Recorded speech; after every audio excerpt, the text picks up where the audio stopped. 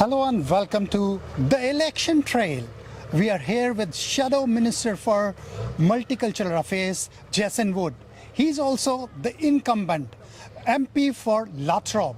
Jason, welcome to the Australia Today. Namaste, great to see you again. Thank you so much. And if I can ask you, how is the campaign going? I mean, you are one of the biggest advocates of multicultural Australia, and especially here in Victoria. Well, can I just say thank you very much, and obviously the last time we met was that a fantastic announcement in Durga Temple. Durga Temple, $6.5 million, and something I've been working on. And this is the key point when it comes to campaigns. Election commitments are made. That was made, and also the Sikh Games, $450,000. The great one up, the Hindu school in New South Wales, Yes. $8.5 million. But can I say, past performance is also an indication of future behaviour. So previously, when we were in government, something I was very proud of was the Safer Community Funding program to make places of worship safer. And the great thing about that, I had so many great meetings with multicultural communities, including obviously the one we had in Tarnet, supporting the Hindu temple out there. And I was able to get all these amazing friends in the multicultural community and go to so many different events, and it's been a wonderful experience for me. So I've really enjoyed it. So, can you tell me, from the Liberal Party point of view, I'll let you lure the people who are watching come and vote. Okay. Tell me, which are the 4 or 5 big ticket items which your party is going to present or have presented so that people can think about you and your party? Okay. Well, first of all, just because I'm very passionate about crime when it comes to crime and safer communities, and after the awful terrorist attack in Christchurch many years ago, we put the policy in place of making places of worship safer, and I actually was the minister responsible for that. And as you know, I would actually intervene and go against the department's guidelines, or sorry, the department's recommendations, where I believed we had to actually help these groups out. And that's something I was very proud of. And can I just say, in 2022 budget, Albanese and the Labor Party cancelled all that funding right across. We had $50 million next budget. It took the Indian Prime Minister, PM Modi, to raise it with Albo when he was over in India to have the funding recommitted, but we lost 12 months. So can I just say our past performance on protecting all faiths has been very strong. So that's something I'm very proud of when it comes to Safer Community program. Other big policy items, and this is one that we talk about immigration. Let's make something Are you very against clear. immigration? No, I'm absolutely for immigration, but the immigration has to be done in such a way, and this is where, for example, the Liberal Party, we've got no intention of cutting any parent visas. Labor's trying to run this scare campaign. The last election, they were telling everyone we're going to increase parent visas. They didn't do that, but they did actually open up the gates when it came to immigration. They didn't do the proper checks and balances. Then they've taken that on international students. And it's been really tough for them. But also the vet sector, the vocational education sector, the smaller providers. If, for example, here we are in Pakenham at my polling booth, or pre-poll here, and also an officer, we had Indian business people who had approval from the department. I think it was in the vicinity of 240 students. They had cookery courses going, mechanic courses going, all approved, 240 students.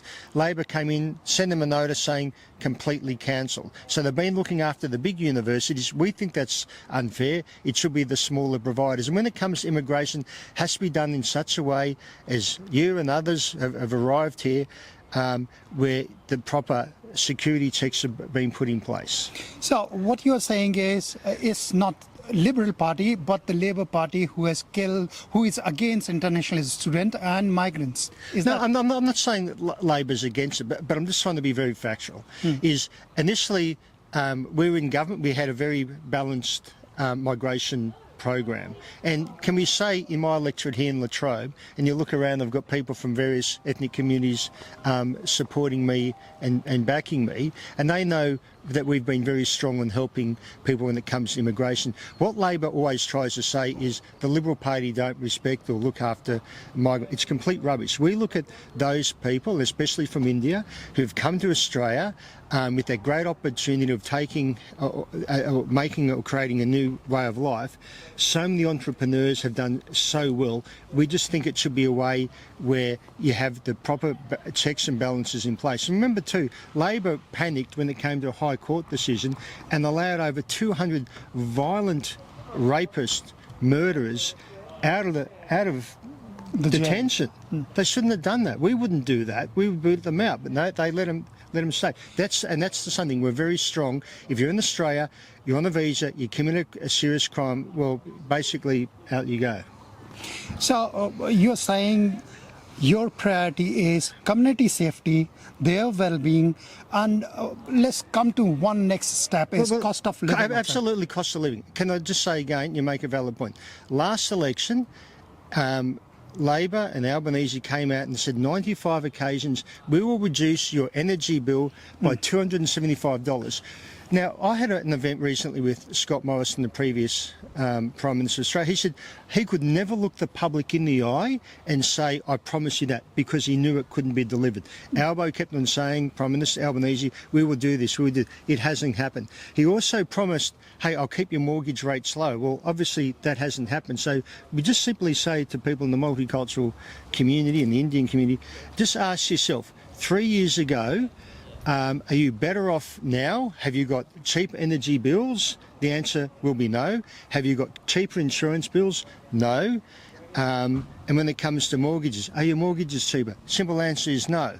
So how can the life be easier? And this is what Labor is now saying again. Guess what? Give us another term. It's going to be fantastic.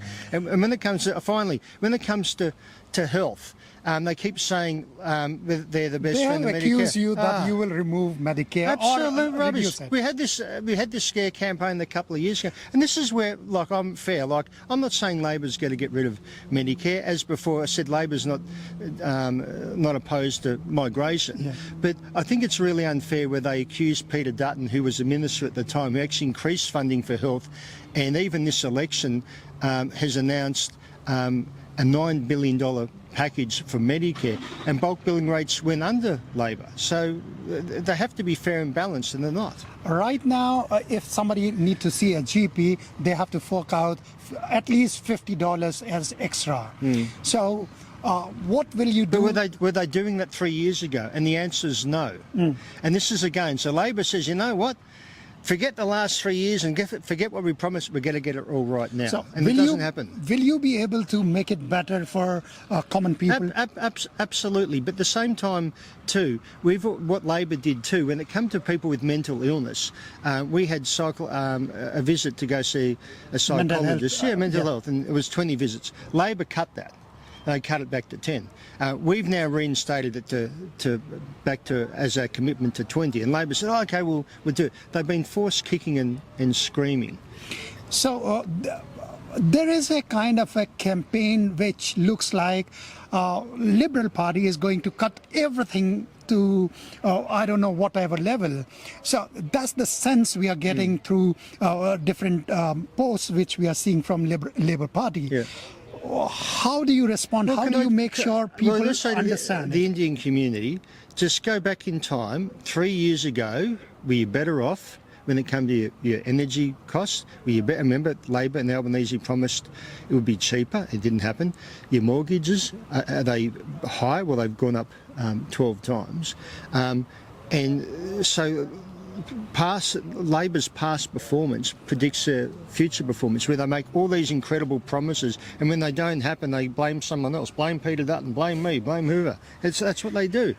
The blame game. And the blame game. So that's what I'm just saying, people, think clearly, go back in time 3 years ago, and also again when they come back to the safer community one. And you know this yourself, when I personally intervened in temples going against the department, the Labor Party took me to the Auditor General and said, why do you intervene? Took me to the, and got the ABC and the Age all involved. Probably disgraceful. That's why we call Jason Wood as one of the best friends of Indian Australian community here in Australia. Oh, you're very kind. Thank you so much for doing that.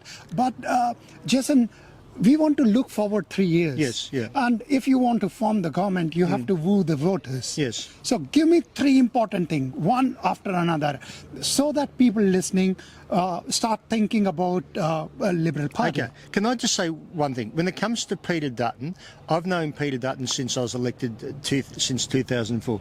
He's a man of absolute honour and integrity. If he says he's going to do something, he actually does it. He does it every single time.